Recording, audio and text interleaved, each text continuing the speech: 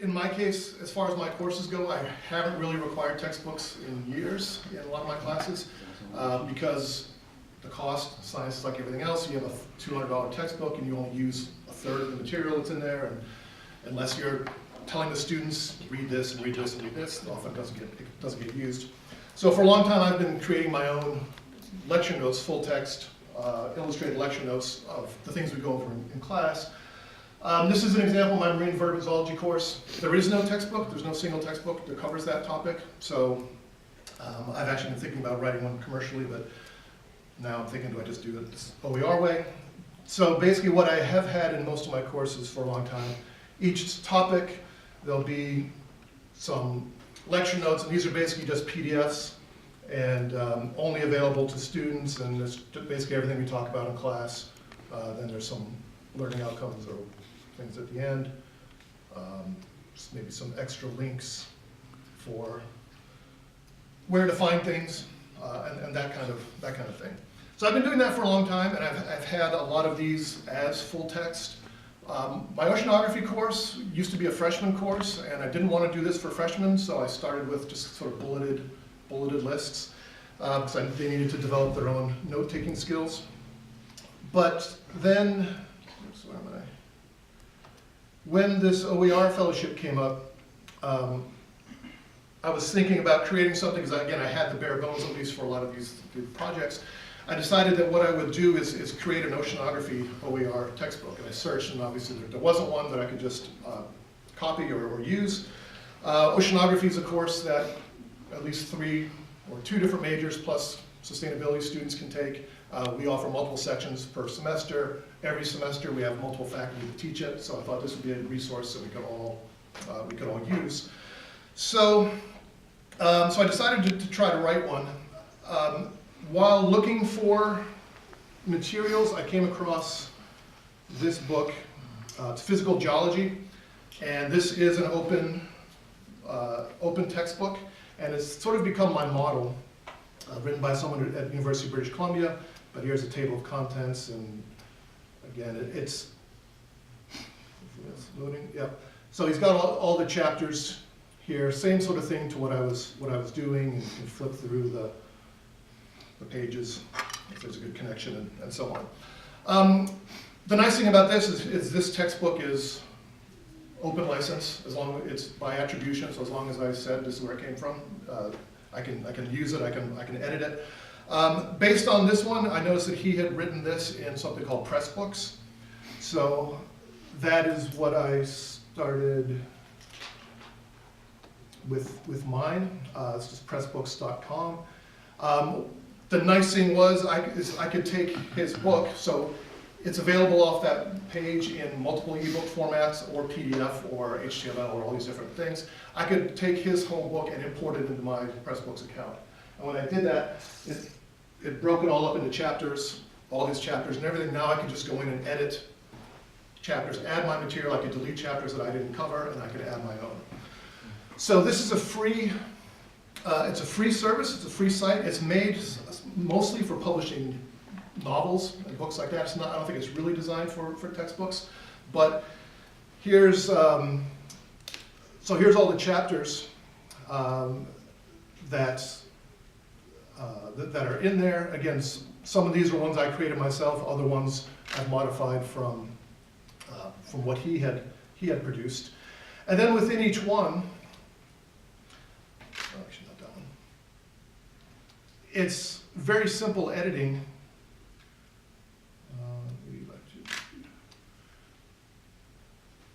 So you can create your own chapters, and then everyone's familiar with these kind of those menus. It's just like Word or anything else. If you know HTML code, you have the option of writing in an HTML.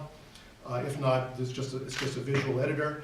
And in that, you can then insert pictures, insert images. Hopefully, I'd like to be able to insert video. I haven't sort of delved into it that far yet to see if that's possible or not yet.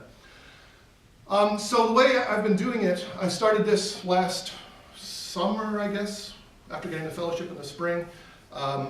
I used it for the first time in my course last semester, and of course the book wasn't finished, so I got about halfway through the class before they caught up with what I had written.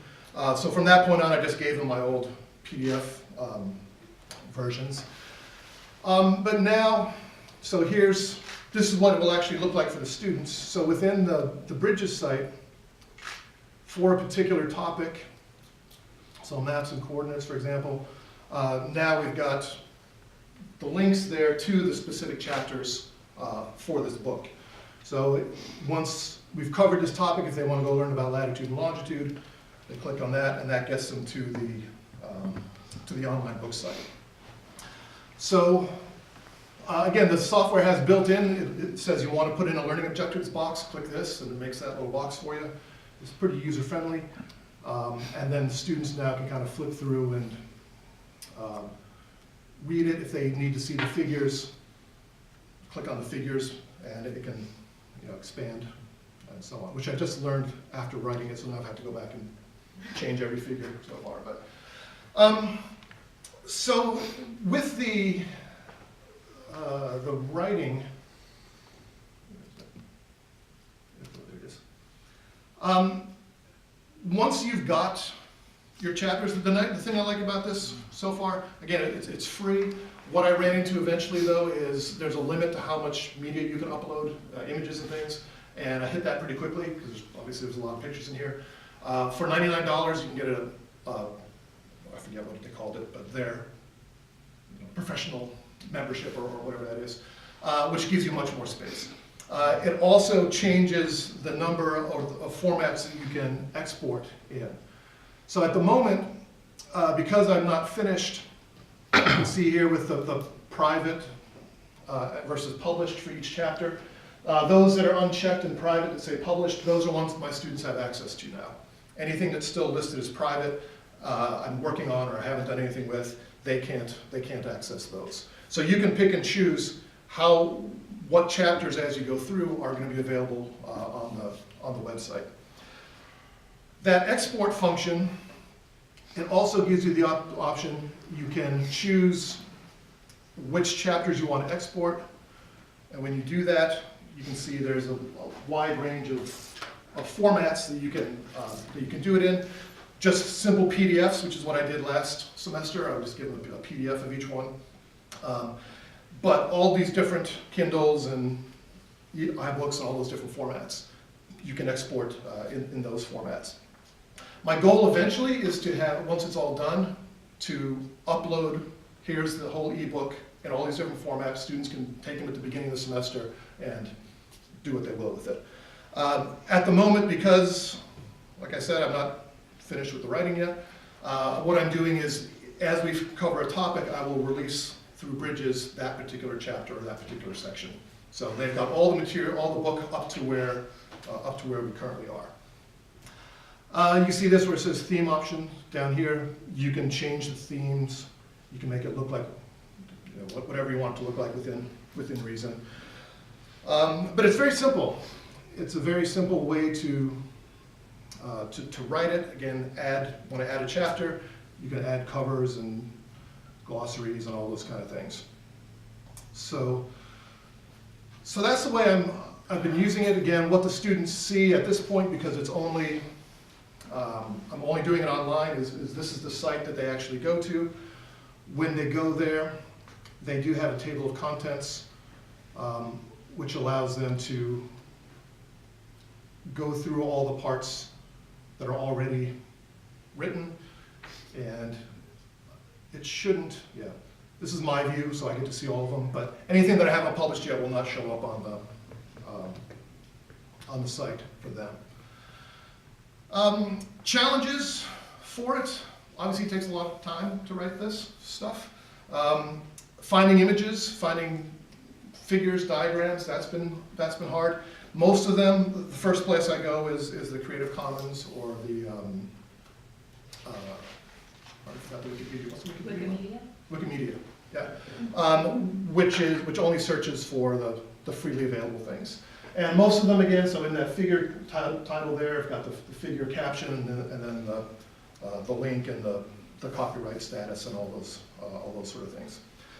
In the case of using that other book, let me just find a chapter that I took from that geology book. Okay, so here's one, and just that statement underneath the title, the copyright data on the physical geology book says this has to be on every page, and otherwise you can use whatever you want. So that's in there, and then some of the images are from that book, some of them from other places that I found, and so on. But I've also had to make a lot of images, so there's many that I know what I want the figure to be. I know what another textbook would have, and I can't find it for free, so I've had to make those. Mostly just brute force in PowerPoint, trying to make a figure. Someday, maybe when it's done, get some student who knows what they're doing, graphic design or something, who can go and make, give them some work study money to make nice figures. But at the moment, that's how it's put together.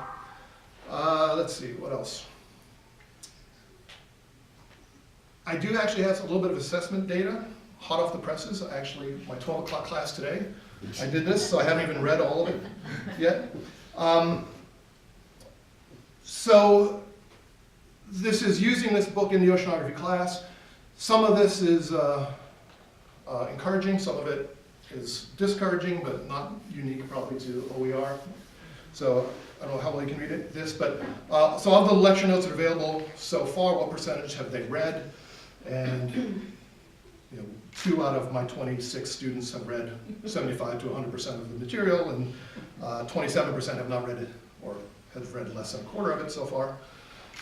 So again, the way I'm using this is we'll cover the topic in class, and then I will post the relevant sections after we finish that topic. And I've gone back and forth, is it better to post it first or after? And in some ways, it doesn't matter, they're not reading it anyway. But in some ways, I sort of feel like if I post it before, does that steal your thunder by the time you get in there?